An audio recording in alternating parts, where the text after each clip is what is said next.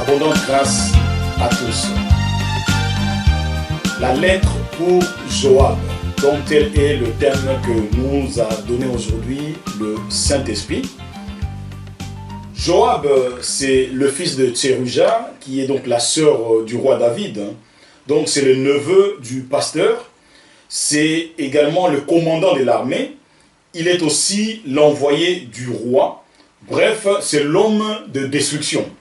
2 Samuel chapitre 11 verset 16, la Bible dit ceci: Joab, en assiégeant la ville, plaça Uri à l'endroit qu'il savait défendu par des vaillants soldats.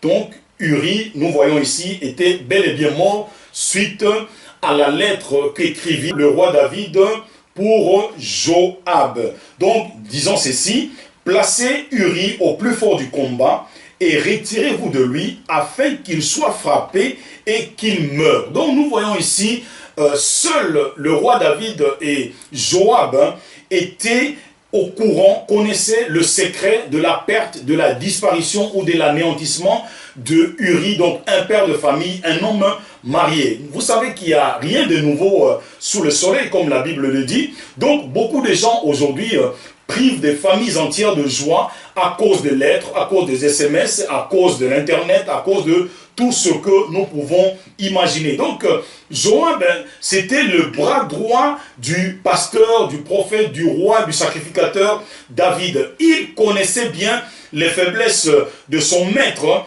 et allait donc en profiter, n'est-ce pas, pour attirer son attention en exécutant tous les ordres, même le plus meurtrier. Alors, aujourd'hui, nous allons remarquer une chose: les Joab sont partout dans nos vies, dans nos services, dans nos assemblées, malheureusement. Alors, Joab n'hésite pas à envoyer un missionnaire auprès du roi, lui disant: voilà, la mission que tu m'avais confiée est bel et bien réussie. Donc, aujourd'hui, Joab sert à couvrir les péchés, sinon les erreurs, malheureusement, du pasteur. Il connaît beaucoup de choses et se taise.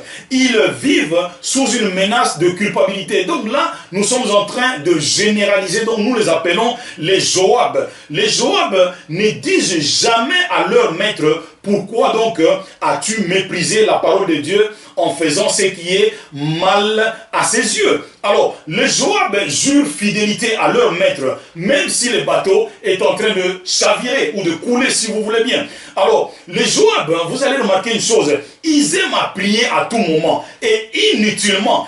Partout. Mais vous savez une chose, Dieu n'exauce pas malheureusement les pécheurs. Donc les Joab aiment le poste dans nos assemblées. Ils sont toujours d'après eux promus, même si spirituellement ils sont faibles. Voilà, ça c'est donc l'esprit de Joab qui malheureusement est en train de sévir nos assemblées aujourd'hui. Donc sur ordre de leur mentor, les Joab ont tué par la langue plusieurs personnes. Ils ont chassé de l'assemblée également plusieurs frères et sœurs. Donc nos églises à l'heure actuelle se vident à cause de qui? Ben à cause de Joab, ou à cause de complicité entre Joab et le pasteur. Donc les Joab sont participants au mépris même de la parole de Dieu. Oh, comme Mascaria. Les Joab courent après l'onction sur un homme, tout en faisant abstraction, n'est-ce pas, de son caractère qui laisse à désirer. Au fait, le Joab apprécie la perte ou le départ des autres afin d'asseoir leur poste et de plaire à leur chef visionnaire. Ça, c'est toujours l'esprit de Joab qui dérange en tout cas nos assemblées aujourd'hui. Donc, les Joab, en fait, ce sont des véritables donateurs. Ils sont intouchables et rongeurs porteurs de postes, même dans leur incapacité. L'important pour eux, c'est d'être vus, d'être connus, d'être casés et d'être agréables, malheureusement ou heureusement, à leur berger. Donc, les Joab invitent partout. Ce sont des spécialistes de grosses enveloppes et dans la faiblesse de leur maître ou de leur berger. Remarquez une chose, mon frère, ma soeur. La Bible dit ceci. Femmes, soyez soumises à vos maris. Mais les Joab encore, ce sont nos sœurs qui sont insoumises, qui considèrent leur berger plus important ou plus chaleureux que leur mari et sont prêtes à tout sacrifier pour leur berger, même si l'équilibre du foyer est en danger. Ça, c'est toujours l'esprit Joab, mais au féminin. Après donc la mort d'Uri ou la mission réussie de ce duo, donc on n'entend plus parler de Joab. Alors, et puis qu'est-ce qui s'est passé? Il n'apparaît que lors de la révolte d'Absalom, qui est donc le fils du roi. Donc Joab, il n'aime que les situations meurtrières ou dangereuses. Alors, Joab connaît beaucoup de dossiers et il s'intéresse à tout, ne pouvant pas passer inaperçu et cherchant toujours à trouver grâce aux yeux de son leader. Mais un jour, son champ finit par être brûlé, n'est-ce pas, par les serviteurs du fils du roi. Donc c'est Joab qui tua les fils du roi plus tard, malgré l'interdiction ou l'ordre reçu par le roi.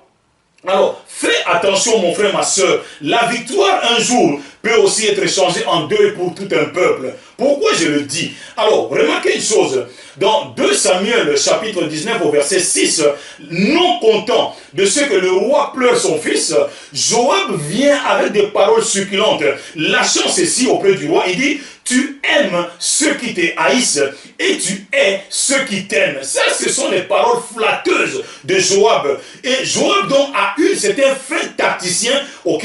Donc, il tourne même la parole de Dieu en sa faveur.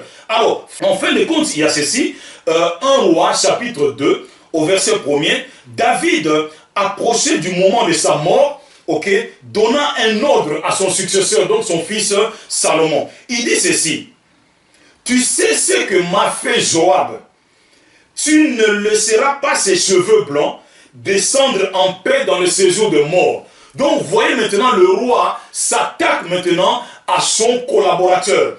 Alors, le salaire du péché, mon frère, ma soeur, c'est la mort.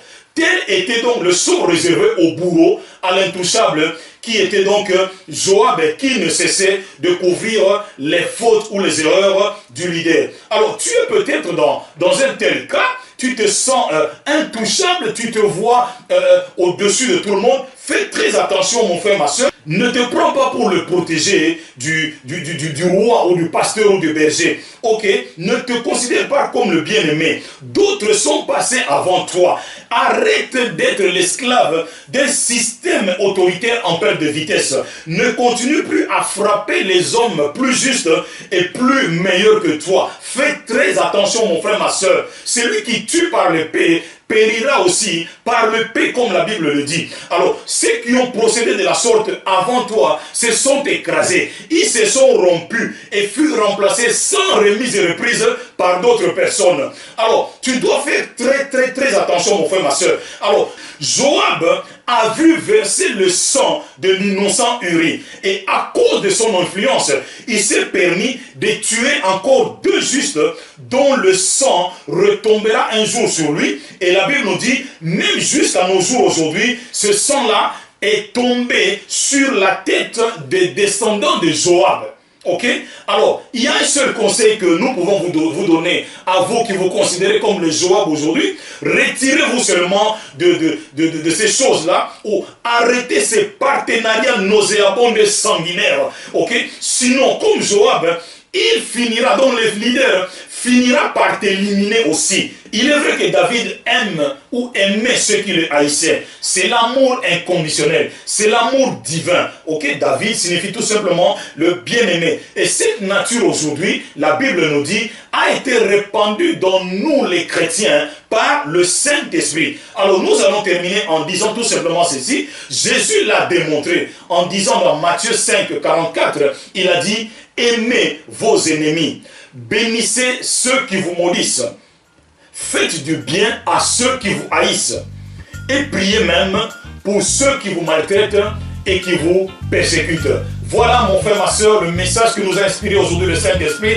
Donc, ne suivez pas Joab, mais suivez plutôt Jésus-Christ, notre seul et unique Sauveur et Seigneur, au travers, n'est-ce pas, du Saint-Esprit. Soyez bénis, fortifions-nous dans le Seigneur, au nom puissant de Jésus-Christ. Amen.